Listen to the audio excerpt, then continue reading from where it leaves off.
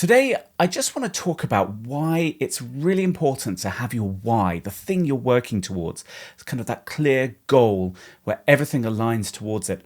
Because one of the most important things is as you have that, you start to scan other areas to see whether it will help you achieve that why. And I'll give you an example. My why is to inspire a generation of thinkers and doers. And what I mean by that is teaching people how to learn better, how to critically think better, how to make decisions better, and more importantly, how to work with other people so that those decisions get done collaboratively and it's not a case of who's got the loudest voice or cancel culture or social media influence.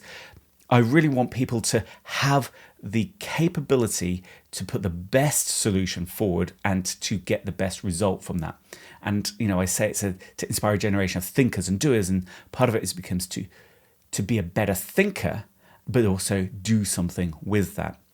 Now, this is a big kind of long-term goal for me, and one of the ways in which I'm delivering on this is building a note-taking app and teaching knowledge management. For me, this is the groundwork of helping people understand how to process information, how to think about things, and how to do something with that.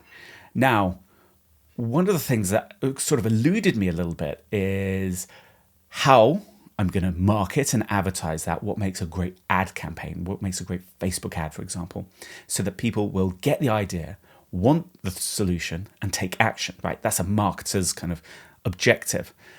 But on the flip side, I kind of look at the macro side of things is how do I help teach the consumers of my products to get their ideas kind of adopted? And if you're trying to create some social change, some social good, how do you get people to adopt those ideas and help get them implemented, right? So that's the big long-term vision.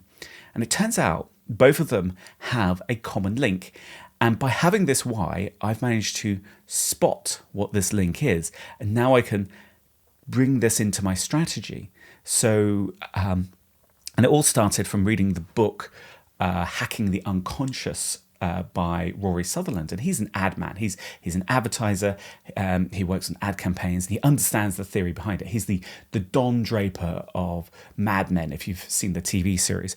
And for many years, I've always looked at like marketing agencies. Who's the Don Draper? Who's the one who knows what people will do with that ad? Not necessarily how it gets put onto Facebook, or not how AdSense works, but how people will make a decision based on what they see. What does the copy say? What does the creative say? What's the message? What's the tone? And this is something that I've always struggled to understand where it came from. And it was reading this book, Hacking the Unconscious, that it revealed this answer for me. And it comes from the behavioral science roots, the people who look at the research of what society do at the macro level, what people do at the macro level, and what nudges them to take a certain action over another action. Why some people feel better with certain solutions versus other solutions. And this is an advertiser's dream, right? To understand the psychology of people at the macro level, then they can build ad campaigns around it. And one of the concepts, and this was the aha moment for me, was it's about nudging people into a certain way of doing things, so that when you have a positive initiative that you want to help other people, you can nudge them in the right way. You can nudge their behavior change, you can nudge their action, and understanding that, I think, is really valuable, not only from an advertiser's point of view to build my product and get my message out there, but also in terms of the solution of my bigger why, to inspire a generation of thinkers and doers. I want to nudge people into thinking more critically, to taking on that journey of learning and how they can deploy that into the work that they're doing. It all comes from the fact that I'm not going to solve any problems in my lifetime, but if I can inspire the next generation to have 10 times the number of impact that I could have, then over time it can grow. That's my kind of dream. And this, I think, helps connect something in there. So for me, with this why, I'm going to now explore this, see where it takes me, and start piecing it in the strategy that I'm executing on my why and my product, and see where that takes me.